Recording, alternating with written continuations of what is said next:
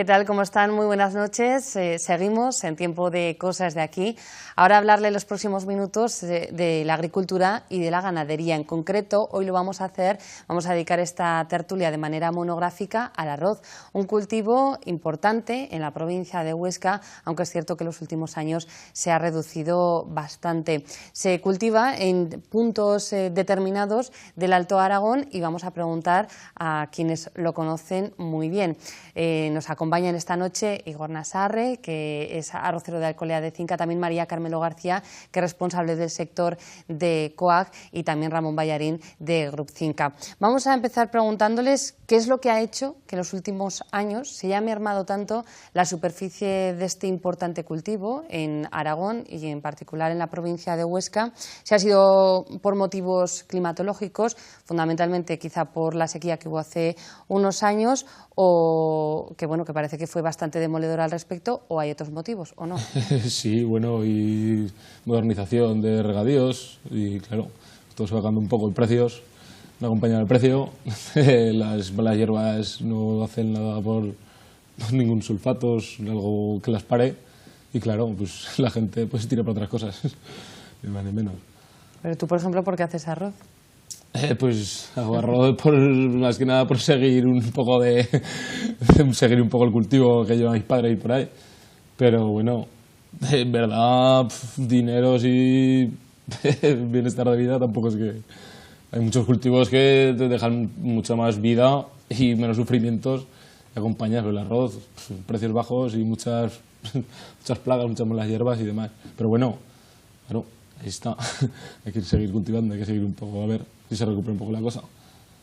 ¿Qué otros motivos han podido también contribuir? Yo comentando también que también hay tierras que tampoco, o sea, que hay otros cultivos pues tampoco pueden ser muy rentables. Hay un reducto de hectáreas que esas pues se van a quedar de arroz. Hay otras hectáreas, ¿no?, que se han transformado.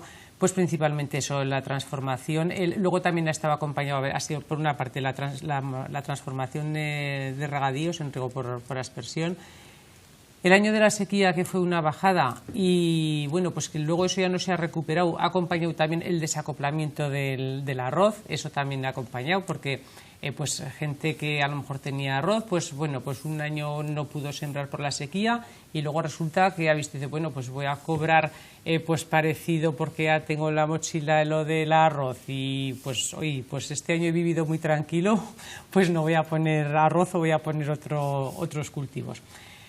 Y la modernización pues sí que ha habido, yo creo, y el precio, pues que el precio tampoco acompaña. Si el precio acompañara, pues habría tierra que sí que a lo mejor sí que se seguiría poniendo arroz, pero es que los precios pues vienen justo para cubrir costes. Entonces, y luego lo que comentaba Igor, con problemas de hongos, de malas hierbas y con problemas, o sea, ya no es tener problemas de malas hierbas que haces un tratamiento y las controlas, sino que problemas de malas hierbas que no las puedes controlar por falta de productos que sean eficaces, o de problemas que empezamos a tener pues de hierbas difíciles de controlar, pues o por resistencias, por bueno, pues.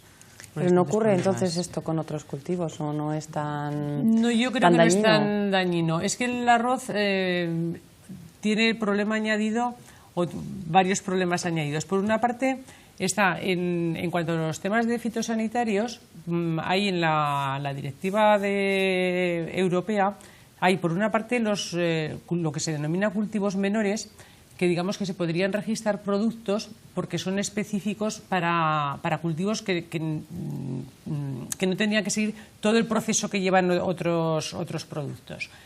Por ejemplo, el caso que aquí es muy claro y que la gente sí que lo entenderá muy bien, la borraja.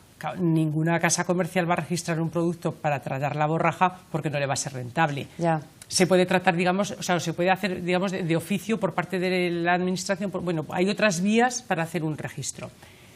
El arroz o sea, no llega a ser tan pequeño para que se considere un cultivo minoritario, ni es, digamos, lo suficientemente importante en superficie como para que a las casas les sea rentable. O sea, una casa, si tiene un producto registrado para un cereal, dices, pues bueno, ¿para qué voy a ampliar un registro en arroz, que me voy a gastar dinero si voy a vender pues la superficie de arroz? Ya no estamos hablando de Aragón ni de España, a nivel de Europa, en comparación que puede ser un cereal de invierno, dice, pues es que no es nada.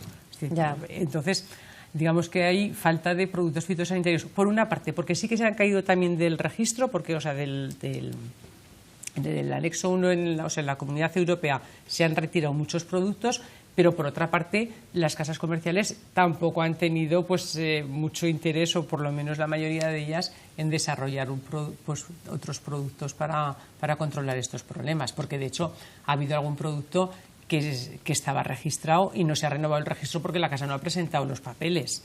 Ya. Entonces, bueno, entonces, ¿cuál fue la época dorada del arroz en la provincia, Ramón? Hombre, yo diría que la época dorada... La hubo, ¿no? Sí, sí la hubo, sí. Sí. El caso es que yo recuerdo que hace igual unos 20 años, de 15 a 20 años, yo creo que esa fue la época dorada, ¿verdad, María? Sí, en el que se llegó a alcanzar unos 14 o 15.000 hectáreas aquí en Aragón, en el que se empezaron a fomentar lo que es la agroindustria. Recuerdo, pues, Arrocera del Pirineo pegó un apretón. También se instaló otra empresa muy potente ahí bueno, no tan potente porque ya dejó de estar, ¿no? Sí. En la Ciudad de los Caballeros, en el que también se crearon lo que son las atrias. También fue mucho la influencia por parte de otros arroceros que casi nos empezaron a enseñar, que son de la zona de Cataluña y del Delta del Ebro, que se instalaron por aquí bastantes en aquella época, sobre todo arroceros y compradores. Pero había ya arroce, o sea, sí, ahí el arroz había, y bueno, y las atrias estábamos ya de antes. El boom fue sobre todo porque hubo sequía, a eso acompañó que hubo sequía en Andalucía y el precio subió. Sí. O sea, el precio se pagaba, pues trasladado a pesetas, pues equivalente a 60 pesetas recuerdo, y María, más, cuando este año no ha llegado a las 50. Yo recuerdo que para esas fechas, no sé, son 20, 22 años. 93, el año 93, 95, 96 Pues eso, 20 años. fueron los años. Sí, 20, 22 años, fuertes. efectivamente, en el que me recuerdo que alguna cooperativa incluso instaló almacenes específicos pues para tratar el secado del arroz, el molino de Alcolea. Después vinieron unos precios razonables, vamos a decirlo así, en el que también la gente se animó. Había muchísima tierra de riego a pie, todo lo que era Monegros 1 era riego a pie. Sí, sí. Cultivos, maíz, cebada, alfalfa y arroz. El arroz era un cultivo que producía bastante fuerte a unos precios razonables. Y por otro lado, cuando vinieron, no tenían PAC, recuerdo en aquellos años. Que En el 92 sí. empezó la PAC del... No, pero el arroz no tenía PAC. Y después empezó paulatinamente a subir. Y casualmente cuando empezó la PAC fue cuando empezó el arroz a equilibrar los precios, ¿no? Y en fin, en aquella época también pusieron cupo de 104.000 hectáreas para España, nos sobrepasábamos siempre, y la subvención se reducía entre todos o se repartía entre todos los arroceros. Aquella época fue bastante fuerte e interesante, sí. Bueno, no existía la intervención, porque Exacto. sí que hubo muchos años que no se vendía el arroz, pero se fue intervención, que ahí también, pues eso también ha desaparecido. Entonces sí que había una serie de cosas, y luego eso, y que había... Entonces, toda la tierra, digamos, que tradicionalmente había sido de arroz, se cultivaba de arroz, y luego tierra que tradicionalmente no se cultivaba de arroz, pues pusieron arroz y claro, salía mucho más rentable que poner cereal, Exacto. que es lo que se estaba poniendo. Exacto. O sea, Claro. zonas de... Bueno, en cualquier caso, lo que es la nueva PAC, la Política Agrícola Común, a mí me gustaría saber si realmente ha venido a favorecerlo, este cultivo tan importante, o de alguna manera a entorpecerlo, su desarrollo. Bueno, María... Venga, Igor. Para el que se incorpora, pues está muy mal, no dan... Más que, ¿cuántos son? 16.000, son 100 euros por hectárea, Sí, pago. 100 euros por hectárea. Tú y también para- hablas en pesetas, con lo Sí, joven porque que con eres. estas cosas, no sé qué joder. 110 euros. Sí, 110 van a euros. dar. Para el que entra, eso es ¿Por una qué? miseria que no te da ni para pagar cochadura ni para pagar nada. Con que eso, yo por mi parte muy mal. Por mi parte muy mal la entrada de la nueva PAC.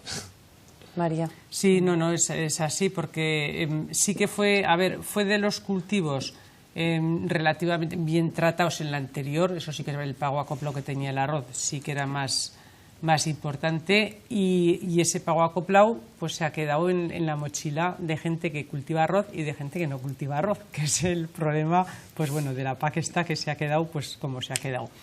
Y ahora el pago acoplado son, bueno, más o menos era, pues hay había 12.000 millones, o sea, venía a salir sobre las 100 euros por hectárea, se calculaba, y al final, bueno, el otro día dijo el Ministerio que van a ser 110 porque se han sembrado menos hectáreas. En vez de las 122.000 que había de tope, 109.000 y pico hectáreas a nivel nacional. van a ser 110 euros por hectárea, que lo que dice Igor, pues es que no, pues es poco para lo que lleva el cultivo.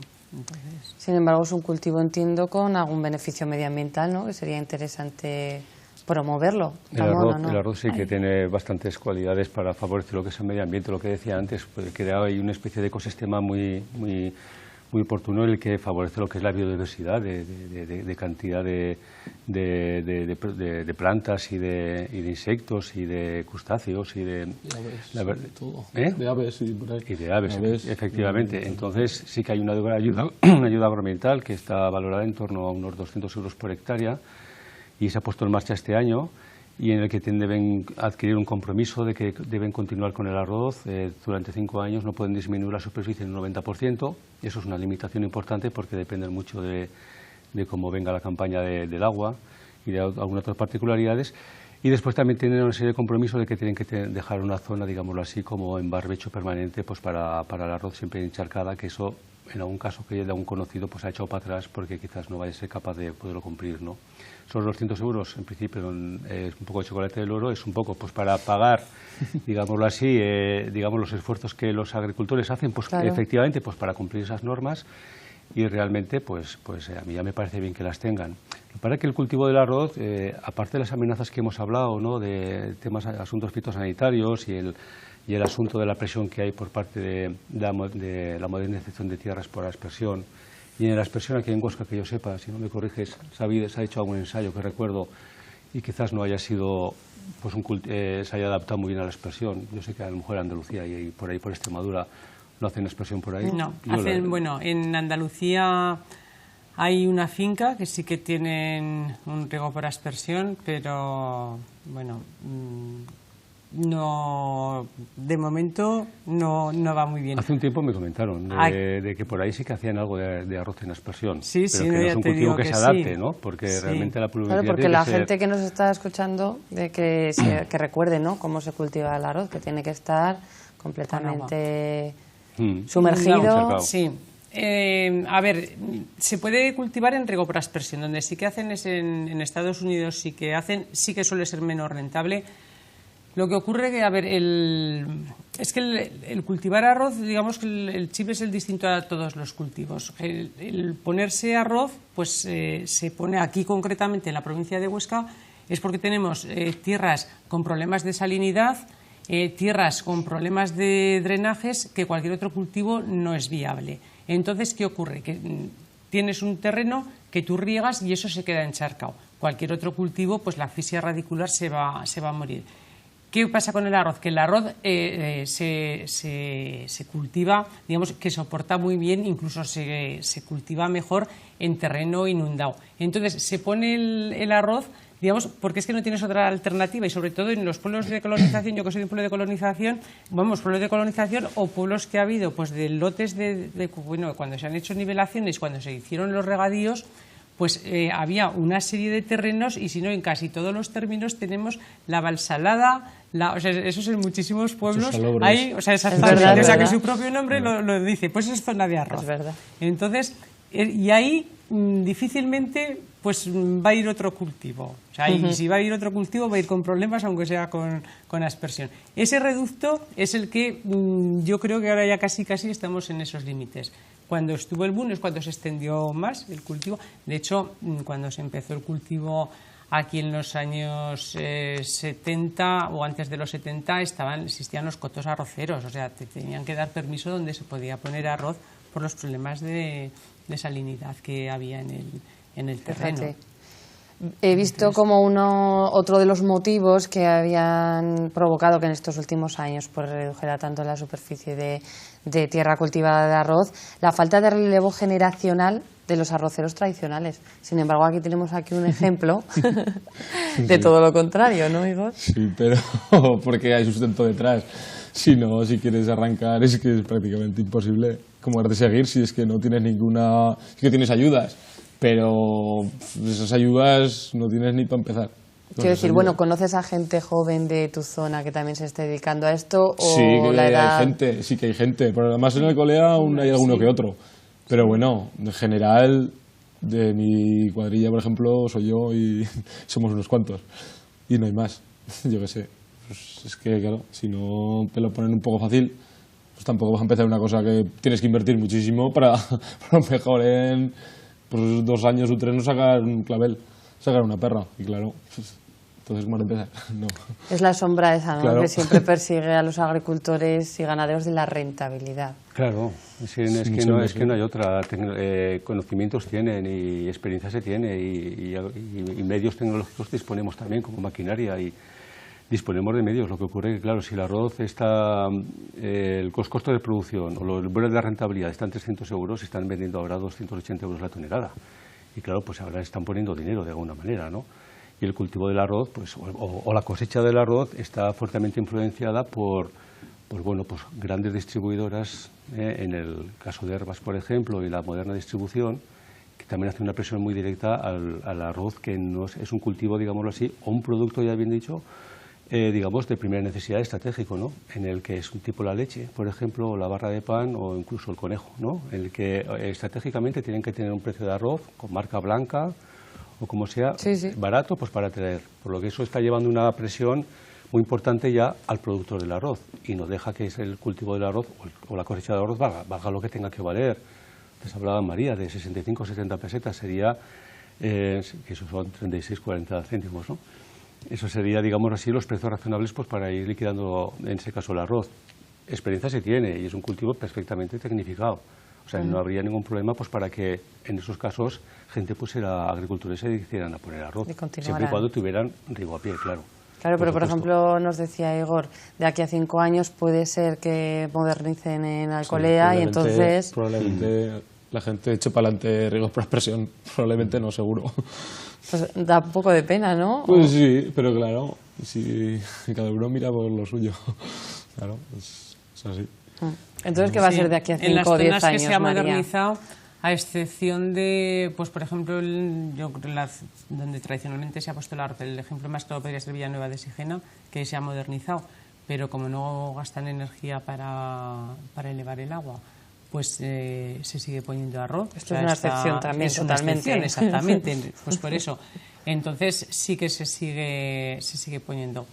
Pero si no, lo que comenta, sí que es verdad que va a haber zonas que, bueno, pues que al final sí que se van a modernizar y zonas, pues lo que comentaba, que bueno, pues que hay tierras que ya veremos a ver, pues otros cultivos qué tal se dan, porque bueno, pues ya veremos a ver qué pasa. Pero desde luego que la tendencia va a ser, o sea, aumentar desde luego las hectáreas, no creo que vayan a subir. Serán las que hay, sí que se van a hacer, pues eso, con el tema que comentaba Ramón, pues con el riego por aspersión, pero es lo que decía yo antes, o sea, que al final el arroz, si a lo mejor si tuviera un buen precio, dices, pues bueno, a lo mejor si hay una salida de venta, pues igual a lo mejor sí que interesa, pero como no tiene buen precio, dices, pues bueno, aunque yo haya puesto siempre arroz, voy a transformar, voy a poner riego por aspersión que me va a salir menos rentable.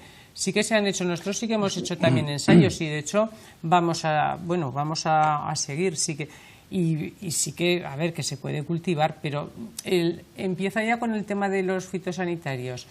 La actuación de un producto, con el tema que hablamos de herbicidas, de aplicarlo en agua, aplicarlo sin agua, ya no es lo mismo.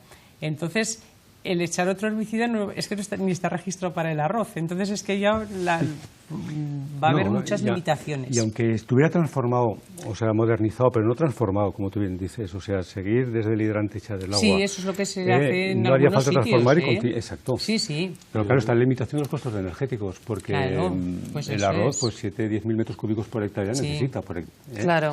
Hablamos de tierras aptas para el arroz. En otras tierras no aptas necesita muchísimo más agua. Sí, pero generalmente eso. Sí, pero exactamente lo que comentaba, en la zona de Villano, bueno, en la zona de pues Santa Lecina, Pomar, ahí también sí que se ha modernizado algo y también se está regando con hidrante. Villanueva, lo que decían, Villanueva, exactamente, hay alguna, eso efectivamente, él tiene una parcela que está con hidrante. Sí. Y lo paradoja es que el arroz de Huesca siempre ha estado muy buscado por parte de lo que son las empresas. Que es un arroz muy concreto, muy característico. Se hace a bastante altitud respecto al resto de arroz que se hacen en España.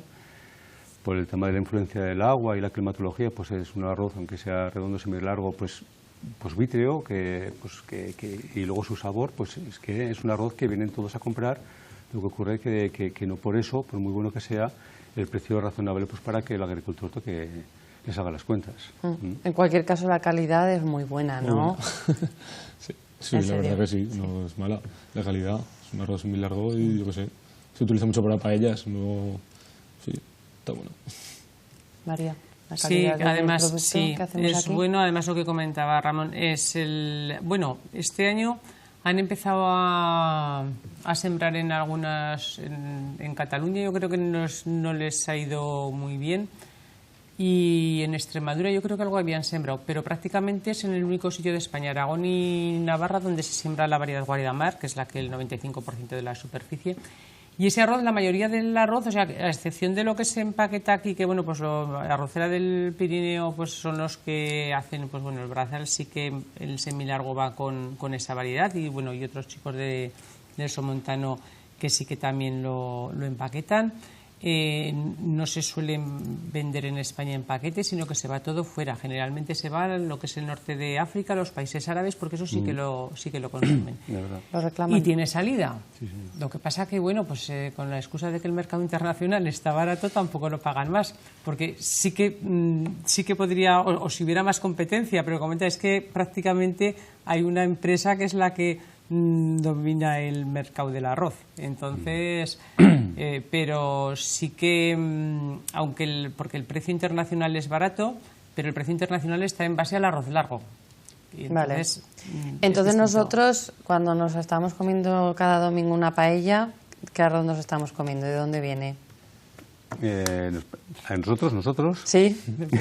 Yo el Brazal compro, generalmente. Otra cosa es cuando vaya pero a comer digo la la paella generalidad de la gente que no sepa que está ese arroz. Sí, ¿no? pues bueno, a ver, aquí el que domina el sector del arroz es el Grupo Herbás. El Grupo Herbás tiene la sede en Andalucía y se hizo con la marca SOS, con la marca Cigala, con prácticamente el 90% de las marcas. El caso es que tiene sedes por todos los sitios y coge cosechas en todas las partes de España. Total, el caso es que si vas a comprar un arroz de marca conocida, pues puede ser pues una mezcla de arroces, ¿no? en ese aspecto, ¿no? Que van jugando con o van mezclando arroces de una característica a otra y otra. Por eso que a veces que las paellas, a mí al menos no me salen todas igual, lo que es la cocción del arroz, ¿no? Puede ser. Lo bueno es, pues, por ejemplo, comprar con una marca que tú conoces, que sabes que es de una variedad concreta y que, en fin, que tiene un sabor muy característico, que te acostumbras a ese sabor. Y por otro lado, pues sabes que el tipo de cocción o las unidades de agua que tienes que echar en lo que es el arroz, pues que lo sepas y que siempre sea una costumbre, ¿no? ¿Viene también de otros países o no? Más baratos. Sí. El que se comercializa aquí. Bueno, a ver, el arroz de tipo redondo, digamos que se utiliza normalmente para la paella, no. Ese no suele venir de fuera. El que sí que viene es el largo. Largo sí que viene de fuera, los tipo basmati, y luego es que además lo que comentaba antes del mercado internacional, pues que está muy barato, entra mucho arroz con arancel cero, porque entra principalmente pues de Myanmar y Camboya, o sea que son países EVA, los de los acuerdos de todo menos armas, que no se puede hacer nada para, o sea, prácticamente no se puede hacer nada para impedirlo, porque sí que se había planteado, pues bueno, cláusulas de salvaguarda, o sea, de hacer excepcionalidades, de contingencias, no se puede hacer porque, bueno, pues además en la comisión consideran que no ha descendido lo suficiente la superficie de arroz ni el precio como para que sea alarmante. Claro, no ha bajado suficientemente, es que está ya muy bajo, o sea, es que ya por debajo de lo que está ya se van a dejar explotaciones. De hecho, el otro día en una reunión comentaban en Extremadura que se habían dejado explotaciones pues por problemas, pues tenían problemas de malas hierbas y falta de rentabilidad del cultivo.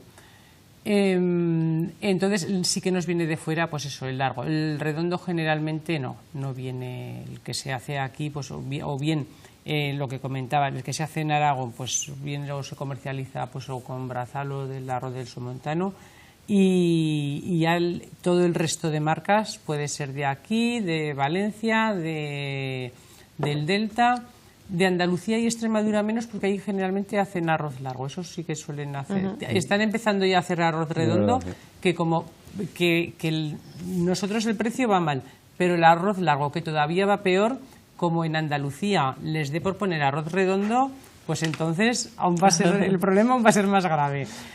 Porque, bueno, ahí lo que sí que tiene la ventaja, la rentabilidad que tiene en kilos, pero el precio del largo, que en un principio la Unión Europea sí que se les ayudó, pero hace muchos años, pues ahora eso ha desaparecido y el precio, lo que comentó, pues llevan unos años con unos precios bajos. Claro. Y lo que compras, lo que comentas, tú compras un paquete de arroz y lo normal es que vayan mezclas de variedades, o sea, no de distintos sitios. Es que eso no sé si la gente lo sabe, pues porque claro, tú vas a hacer una paella, vas a hacer un risotto y no tiene nada que ver. Pues no, mucha gente pues no tiene ni idea, compra arroz y compra arroz en general y ya está. No sabe la marca que comprar ni de dónde viene ni nada. La mayor parte. Pues... Consejo, mirar la etiqueta, ¿no? Sí, la verdad que sí. Mira la etiqueta, pero es que además tampoco ha sido un cultivo que sea, así como en Italia sí que se ha vendido ya desde hace muchísimos años diferenciadas las variedades, pues tú podías comprar el arborio, el bomba, el carnaroli, dependiendo para qué lo quisieras. Lo que dices es distinto un arroz para una paella que para un risotto que para una ensalada. Pues podías comprar. Aquí no, aquí lo único que la gente, el bomba, y el mejor el bomba, y bueno, el bomba la verdad que sí que es bueno, pero hay arroces, yo creo que incluso mejor que el bomba. Y bueno, entonces esa diferenciación sí que se está, ya digo, a excepción del bomba, y luego pues eso, pues aquí sí que se envasa diferenciado. Y ahora a lo mejor el carnaroli, yo creo que hay alguna empresa que igual sí que aún se ve aquí en algún supermercado, pero nada más. O sea, generalmente no hay diferencia. Bueno, pues ahora pegaría que para terminar nos comiéramos aquí una paella, ¿verdad? entre los cuatro. Y nada, ya terminamos la tertulia de hoy, que la hemos dedicado a este cultivo tan interesante del arroz, del que yo creo que todavía hay mucho desconocimiento, aunque se consume mucho, pero vamos a apostar por el nuestro, por lo que se está haciendo aquí en la provincia de Huesca, como siempre les decimos a ustedes. Pues María Carmelo, Ramón y Igor, muchísimas gracias a los tres por acompañarnos. Gracias.